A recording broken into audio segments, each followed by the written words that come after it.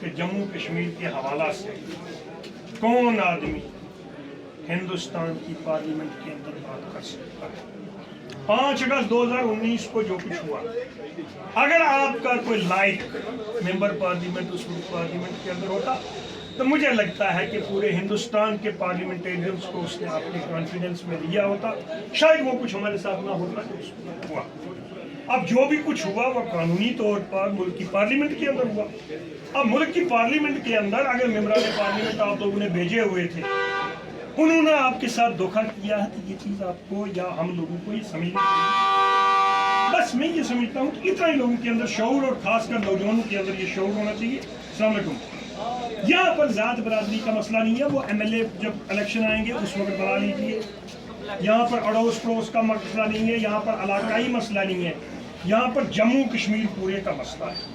پورے جموں کشمیر کے حوالہ سے جو پالیسی دلی کے اندر بھی پڑے گا، اس کا اثر لٹھون پر بھی پڑے گا، پونچھ پر بھی پڑے گا، رجوری پر بھی، یعنی جموں کشمیر کے ہر کونے پر پڑے گا۔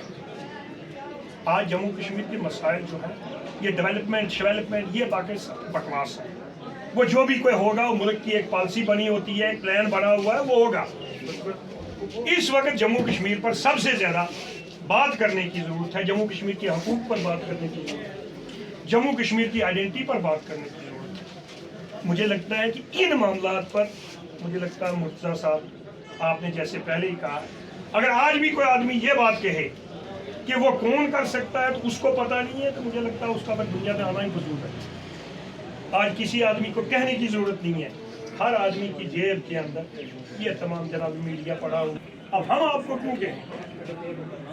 آپ لوگ تو مجھے لگتا ہے کہ پیر پنچال کے تمام لوگوں کو خاص کر پہلی مرتبہ مجھے لگتا ہے کہ 70 سال کی جو بات کرتے ہیں نا، پیر پنچال کے لوگوں کو آج یہ محسوس ہو رہا ہے کہ ہم بھی پارلیمنٹ کا حصہ ہیں، اور پارلیمنٹ الیکشن کے حوالہ سے ایک منٹ جو اس وقت دلچسپی ان لوگوں کو آج یہ اپنا وجود محسوس ہو رہا ہے، تو مجھے لگتا ہے کہ پیر پنچال کے لوگ فیصلہ کن اس کے اندر جو ہے ان کا رول ہوگا اس پارلیمنٹ الیکشن کے اندر۔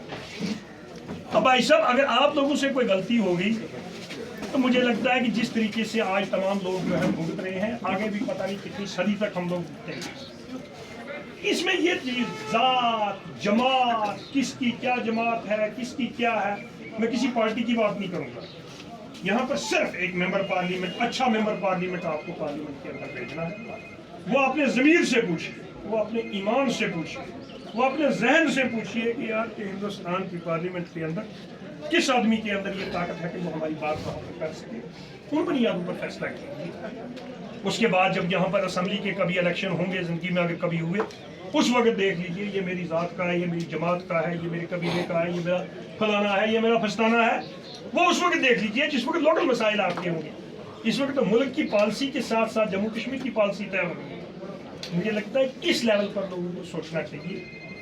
تو ہم لوگ اس وقت بھی مجھے لگتا ہے کہ جب شوری پنچ کے لوگ، پیر پنچال کے لوگ پسماندگی کی بات کرتے ہیں، تو میں مرتضیٰ صاحب اس میں یہ کہتا ہوں کہ ہم معاشی طور پر پسماندہ نہیں ہیں، لیکن شعوری طور پر ہم ضرور پسماندہ ہیں۔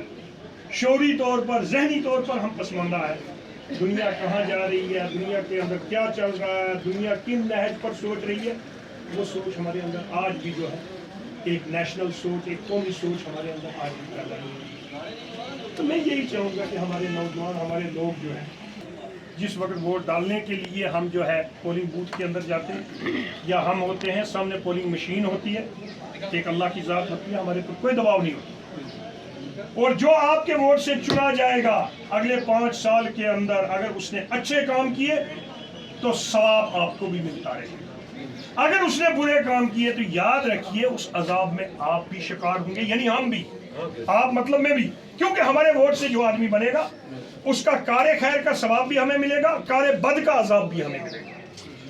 اور کل ہم اس وقت اللہ کے سامنے یہ بات کہنے کے لیے نہیں رہیں گے کہ اللہ فلاں ممبر پارلیمنٹ نے، فلاں حکومت نے ہم پر ظلم کیا۔ اللہ تعالیٰ کہے گا میں نے تمہیں موقع دیا تھا چننے کا، تم نے اس وقت خود فیصلہ کیا تھا، تم نے اپنا حکم خود چنا تھا۔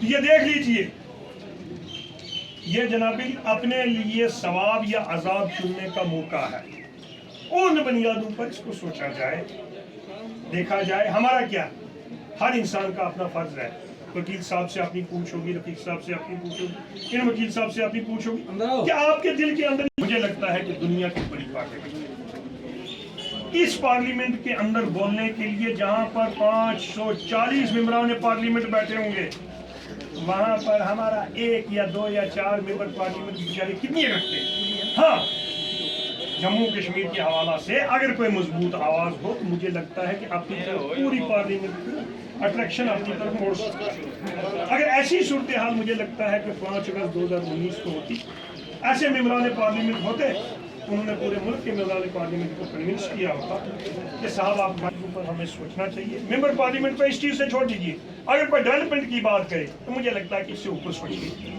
ये डेवलपमेंट करना, ये छोटी मोटी डेवलपमेंट करना इलाकाई, ये मेंबर पार्लियामेंट का काम ही नहीं होता। ये होती रहती है, ये होती भी रहती है, वैसे भी मेंबर पार्लियामेंट का काम नहीं होता, वो स्टेट की हमारी गवर्नमेंट का काम होता है। और स्टेट असेंबली जब एमएलए आपका बनेगा ये उसका काम होगा, या आपके मोहल्ले की जनाबरी गली कूचा किसने बनाना वो मुतलका पंचायत का काम होता है।